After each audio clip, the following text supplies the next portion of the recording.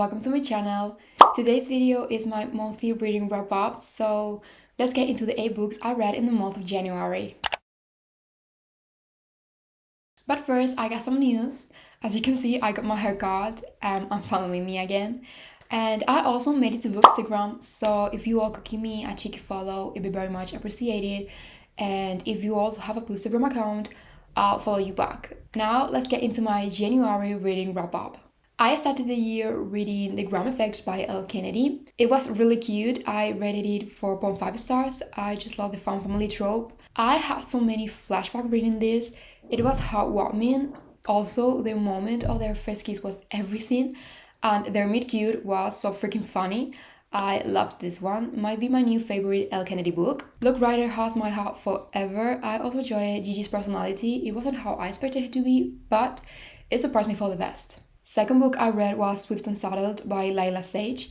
I can't believe I had the opportunity to read one of my most anticipated releases of this year, months earlier of its release. This was coming out on March 5th. I really loved Weston's character. His golden retriever energy caught me right away.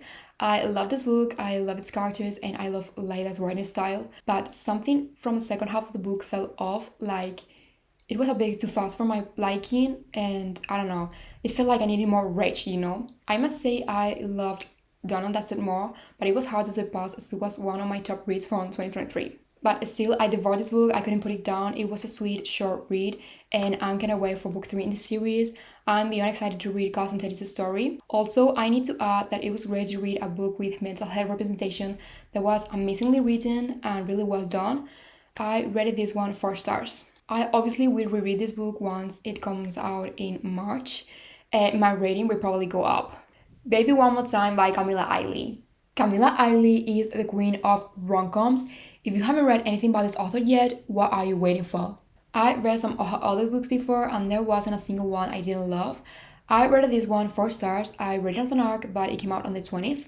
This book follows Marisa on her journey on becoming a mother through IVF, when she discovers that her new doctor is none other than her teenage love, Jon. After not seeing each other for 16 years, he is eager to win her back, and despite past heartbreak, Jon is determined to show her his change. Even though I'm not really into the pregnancy trope, this book was wholesome to read.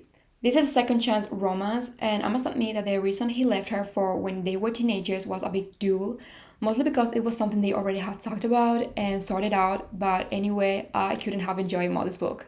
Once You're Mine and Now You're Mine by Morgan Bridges. Okay, I'm not going to get much into this one because to be honest, I didn't like it at all. It was not for me. These two books are Do It, You're Gonna Read One Without the Other. I like the first book more than the second one, purely because the second book was just basically him manipulating her all the damn time. Like, girl, are you stupid? This man was assaulting people left and right with witnesses and no consequences at all, even though he's a freaking lawyer. Anyway, this was the month of the arc, so many new book releases, it makes me excited. So all the next books I'll be talking about now were advanced copies I got sent that are already out. First we have Of the Beaten Path by Madison Wright. This book was so cute, it came out on the 26th, rated 4 stars. I had the best time reading it, come myself smiling on my Kindle way too many times. This book follows Ren, who is overwhelmed with a charity auction and a cabin renovation she can't afford, but finds solace in an anonymous dating app friend. To her surprise, the friend is her grumpy neighbor, Holden, who becomes entangled in Ren's cabin project. First time reading this author and it did not disappoint at all. This was such a cozy and sweet rom-com. The main character's tension was unmatched and I loved the relationship, especially Ren ordering packages to Holden's house and him getting annoyed all the time. Bit comedy if you ask me.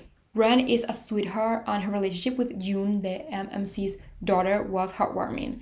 This book is the perfect read for winter. Mostly Loathing You by Nicole Ryan also came out on the 26th. This book has everything I love in a rom-com. I gave it 4.75 stars. It follows Hannah and Liam. They have known each other since forever and they share a mutual dislike. When she becomes his assistant at his dad's law firm, they're forced to spend a lot of time together, leading Liam to reconsider his feelings, and they grapple with the question of whether love and dislike are closely connected. This book was addictive, I couldn't put it down. The banter between Hannah and Liam was everything.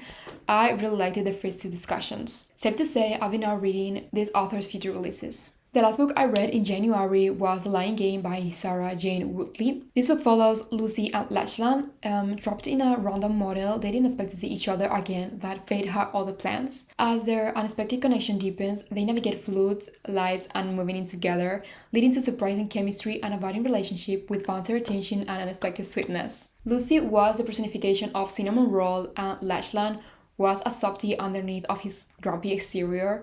I really liked his character development. It was wholesome to read. They both fitted perfectly together. I sometimes couldn't fully connect with the characters and found myself getting a bit bored with the storyline, but overall, this book is a very Sunni romance with Harvard vibes. I rated it 3.75 stars. So those were all the books I've read last month in January. It was kind of a good month in terms of books and reading. I read plenty of arcs and I have many others on my TBR for February, so stay tuned for this month's wrap up. As always, thank you so much for watching. I hope you enjoyed it, and don't forget to subscribe and to follow me on all my socials. See you in the next video.